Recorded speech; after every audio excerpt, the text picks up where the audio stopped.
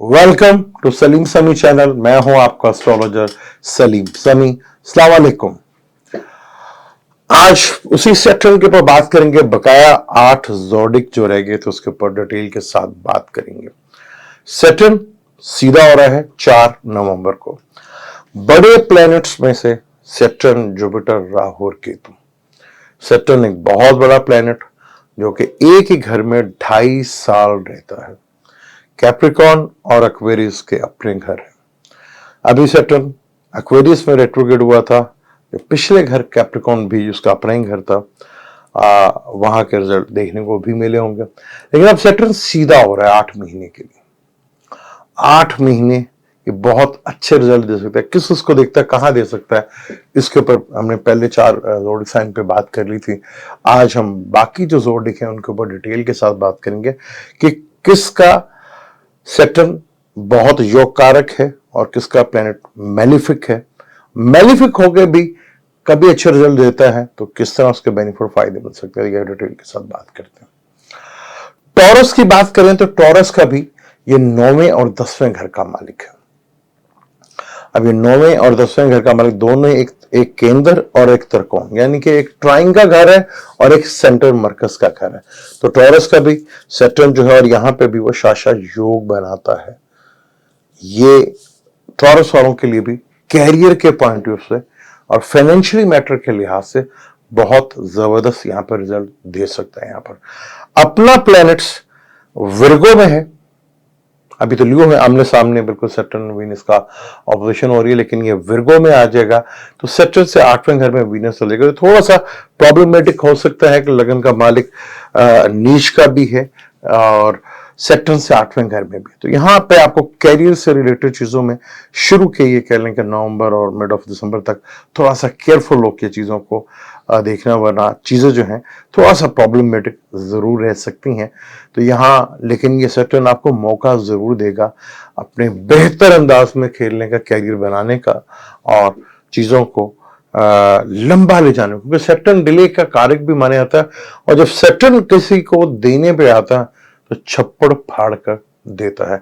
तो थोड़ा सा अक्लमंदी, थोड़ी सी इंटेलिजेंस अगर आप यूज करते हैं तो आप चीजों को काफी हद तक बेहतर अंदाज में यूज कर सकते हैं। बुर्जोजा की बात करें, बुर्जोजा के 9th और 8th का मालिक है। 9th का मालिक सीधा हो रहा है, यानी फॉरेन से साइड से आपको लॉन्ग ट्रेवल से, फादर से और किसी टीचर गुरु से भी आपको बेनिफिट फायदा मिल सकता है। यहां पर कुछ जो आपके ट्रेवल से रिलेटेड चीजें हो, डिले थी, रुकावट थी, वो देखेंगे वो आहिस्ता आहिस्ता चीजें आपके सामने जरूर आना शुरू होंगी। यहां से बैठ कर तीसरी नजर से देखेगा 11वां घर को, तो 11वां अपने बेनिफिट्स, अपने लाभ के लिए आपको थोड़ा स्ट्रगल करनी पड़ेगी, थोड़ी मेहनत करनी पड़ेगी, थोड़ा एफर्ट्स वहां ज्यादा करने पड़ेंगे। और 10वीं नजर से ये देखेगा स्कॉर्पियो को, जो कि आपका छठा घर है। तो वहां आपने अपना काम पर फोकस रखना है। काम को फोकस रखेंगे तो चीजें आपके लिए फेवरेबल होती हुई नजर आएंगी। अब बात करूं, मैं मून साइन से भी बताता हूं और एसेंडेंट से भी बताता हूं। मैं जब भी बताऊंगा आपको मून साइन से और एसेंडेंट से बताऊंगा, तो आपने फोकस करना है मून साइन और एसेंडेंट। कैंसर की बात करें तो 8वें घर का मालिक और 7वें घर का मालिक है और लगन से दुश्मनी रखता है। तो कैंसर वालों के लिए सैटर्न 8वां घर का मालिक का स्ट्रांग होना कोई ज्यादा अच्छी बात तो नहीं है। यहां आपको स्ट्रगल्स देखने को मिलेगी, कैरियर को लेके स्ट्रगल्स आपको देखने को मिल सकती है। सेकंड हाउस फैमिली को लेके, फाइनेंस को लेके भी थोड़ा स्ट्रगल देखने को मिल सकती है। और 5th हाउस, अगर आपने 5th हाउस यानी कि अपनी इंटेलिजेंस, अपनी जहानत के ऊपर, एजुकेशन के ऊपर कंट्रोल रखिएगा तो देखें काफी हद तक चीजें आपके लिए बेहतर हो सकती है। लेकिन यहाँ पर मुख्तलिफ चैलेंज आपको देखने को मिल सकते हैं। यहाँ पर 8वें का मालिक ज्यादा स्ट्रांग होना जो है, और वो भी मोल त्रिकोण का होना, क्योंकि यहाँ एग्जॉल्टेड के बाद दूसरा घर है जहां पे सबसे ज्यादा स्ट्रांगली रिजल्ट देता है यहाँ पर, और 8वें घर का कारक भी माना जाता है। तो यहाँ कैंसर वालों के लिए बड़ा ही इमोशंस, जज्बात से भरा मून साइन जिनका कैंसर का है, तो उन्हें ढैये लगा होगा, तो ढैये के असरात भी देखने को मिल सकते हैं आपको। तो यहाँ पे बहुत केयरफुल होकर, फोकस होकर अपने ये टाइम गुजारना है आपका। बात करें हम लिब्रा की। लिब्रा का भी 4th और 5th का मालिक है, बहुत अच्छी चीज है यहाँ पर कि दो सबसे बड़ा योग कारक प्लैनेट है। 5th हाउस में ही ठीक हो रहा है, लेकिन कैरियर से 8वें घर में जरूर आएगा यहाँ पर। फिर लगन का मालिक 12वें घर में होगा, तो बहुत सोच समझ कर आपने डिसीजन लेने हैं यहाँ पर। जब तक लगन का मालिक बेहतर ना हो जाए, जब तक लिब्रा में ना आ जाए, जब तक आपको चीजों को बहुत ही केयरफुली हैंडल करना है, चीजों को बेहतर अंदाज से देखना है। लेकिन भरपूर मौका मिलेगा आपको इन्वेस्टमेंट करने का भी और कमाने का भी। तो ये अब आपके हाथ में किस तरह आप चीजों को लेकर चलते हैं और किस तरह चीजों को आप संभालते हैं। बात करें स्कॉर्पियो की। स्कॉर्पियो की 4th लॉर्ड का मालिक है, लगन से तो दुश्मनी, लेकिन चौथे का मालिक, चौथे में सैटर्न ज्यादा चौथे घर में अच्छा रिजल्ट देता नहीं है, यहाँ पे भी ढैये के असरात देखने को मिलते हैं।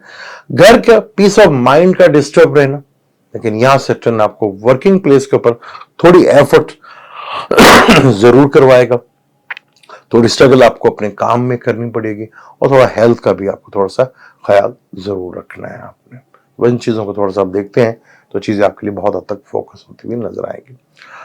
बात करें कैप्रिकॉर्न की।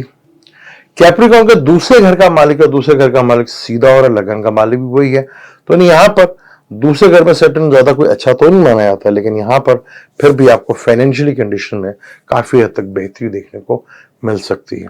थोड़ा सुस्ती और काहली से अपने आप को जरा दूर रखिएगा, दूर अंदेशा आप हैं, लेकिन यहाँ आपका अपना ज़ोडिएक साइन भी मूव करने वाला भी है, और जहां सैटर्न 2nd हाउस में बैठा हुआ है वो आपका बोलने के ऊपर डिपेंड करेगा, क्योंकि यहाँ आपका बड़े नेटवर्क के थ्रू जो है आप बहुत कुछ ले सकते हैं और बना सकते हैं, और अपनी चीजों को बेहतर अंदाज में चीजों को आप आगे ले जा भी सकते हैं।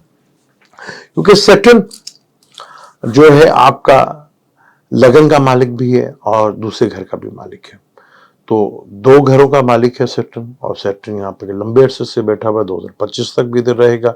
8 महीने यहाँ पे आपको फाइनेंशियल गेन करने के लिए काफी इसकी बेहतर अंदाज में चीजें देखने को भी मिलेंगी, और चीजें बेहतर होती हुई भी आपको नजर आएंगी। लेकिन आपने बस फोकस रखना है कि किस तरह आप चीजों को फोकस करते हैं और अपनी चीजों को बेहतर हैंडल करते हैं, तभी आपको उसका बेनिफिट फायदा होगा। बात करें एक्वेरियस के, जिसका ये लगन का मालिक है। लगन का मालिक लगन में ही सीधा होने जा रहा है और 8 महीने यहीं पर रहेगा। आपकी पर्सनैलिटी में तो काफी हद तक चीजों में बेहतरी जरूर देखने को मिलेगी। एक अजीब सा कॉन्फिडेंस और एक दूर अंदेश चीजें तो आपके अंदर जरूर है, क्योंकि लगन में सैटर्न नीच का माना जाता है। अगर आपका एक्वेरियस लगन है और मून साइन एक्वेरियस का है, तो लगन में जो है कालपुरुष कुंडली से नीच का माना था। लेकिन यहां पर आपने थोड़ा सा कोशिश करनी है कि आप ऑर्डर की तरफ कम, यानी कि आप खुद भी काम करें और अपने वर्कर से भी काम लें, और अगर आपकी खुद की भी एफर्ट्स होगी तो चीजें आपके लिए काफी हद तक फेवरेबल होंगी। इन्वेस्टमेंट से भी आपको बेनिफिट फायदा होगा, चीजें आपको बड़े लेवल के ऊपर जाके गेन कर सकते हैं। लेकिन यहाँ आपको फोकस अपना रखना है, और टेम्परामेंट जैसे आपका स्तर लगन है, तो आप चीजों को बड़ा खूबसूरत मैनेज कर सकते हैं और चीजों को बेहतर अंदाज में। वो यहाँ पर सबसे बड़ा शाशा योग भी एक्टिव आपकी कुंडली में हो रहा है, तो ये चीज आपके लिए काफी हद तक बेहतर भी है। बात करें आखिरी ज़ोडिएक साइन पाइसेस की। बुर्ज हूत की 10वें और 11वें घर का मालिक 11वें घर में अब सीधा हो रहा है। 11वां घर जहां खर्चों का घर है, जहां इन्वेस्टमेंट का घर है, लॉसेस का घर है, बीमारी का घर है, तो अपनी हेल्थ के ऊपर थोड़ा सा फोकस जरूर कीजिएगा। अपनी हेल्थ के ऊपर थोड़ा खर्चों को लेकर थोड़ा टेंशन जरूर रहेगी, लेकिन फायदा होगा तो खर्चे होंगे ना। तो यहाँ कोशिश करनी है कि अपने हेल्थ से रिलेटेड चीजों को आपने थोड़ा फोकस करना है। सैटर्न जरा डिले लेकर आएगा, उस डिले को जरा एक्सेप्ट करना है आपने, और सैटर्न फैमिली के मैटर या फाइनेंशियली मैटर में थोड़ा सा दिक्कत जरूर देगा।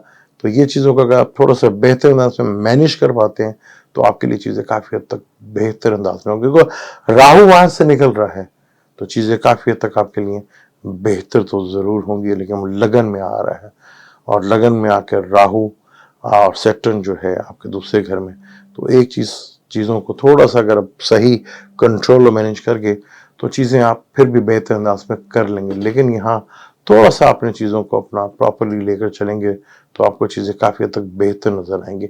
यहाँ सैटर्न जो है थोड़ी सी स्ट्रगल भी करवाएगा, हेल्थ इश्यूज भी और लिटिगेशन के मैटर भी अगर हैं और राहु कहीं इधर बैठा हुआ है तो आपने बहुत केयरफुल होकर रहना। मुझे दें ये था सैटर्न का सीधा होना और 12 जोडिक के ऊपर क्या 12 में से 4 हम पहले बता चुके थे, आज हमने बकाया 8 के ऊपर बात की है। जिनको ये फायदा दे सकता है, जिनको थोड़ा सा ये ट्रबल्स में भी डाल सकता है। तो एक चीज का आपका जरूर देखना है कि यहाँ पर आपके अपने बर्थ चार्ट में सैटर्न की कंडीशन जो भी होगी, ट्रांजिट का सैटर्न आपको उसके साथ ही जो कुंडली में आपके चार्ट में प्रॉमिस लिखा है उसी हिसाब से वो रिजल्ट देता नजर आएगा। क्योंकि यहाँ सैटर्न जो है अपने घर का है, मूल त्रिकोण का है, यहाँ इसके भरपूर को डिग्री वाइज भी काफी स्ट्रॉन्ग होगा। ये चीजें इसकी काफी हद तक स्ट्रॉन्ग हैं। तो यहाँ आपका अपने चार्ट भी डिपेंड करता है कि आपके चार्ट के अंदर सैटर्न की कंडीशन क्या है, वो बहुत ज्यादा बॉदर करेगी। और उसके साथ कौन से प्लैनेट बैठे हैं और कौन प्लैनेट्स के ऊपर उसकी नजर है या किसके साथ ट्राइंग है, ये भी बहुत अहमियत रखती है। क्योंकि बिग ट्रांजिट 8 महीने का जहाँ पे काफी हद तक आप बड़ा बेनिफिट इसका जो है वो ले सकते हैं। मुझे तो इजाजत, इंशाल्लाह अगली वीडियो पे मिलते हैं।